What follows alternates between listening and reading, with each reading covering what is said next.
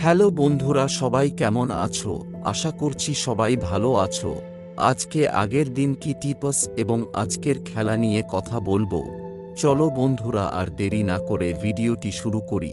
আমাদের চ্যানেল যা যা টিপস দেওয়া হয় তা সব কিছুই পাস হয়। যারা যারা এখনো চ্যানেলটি সাবস্ক্রাইবই করোনি তারা এখনই সাবস্ক্রাইব করে নাও। 13ই জুন যা টিপস দিয়েছিলাম তাদের মধ্যে কি কি পাস হয়েছে বলি। 1 থেকে 4 বাজিতে পাস হয়েছে 0 ও 3, দুটি দুবার করে পাস হয়েছে। 1 থেকে 6 বাজিতে পাস হয়েছে 9।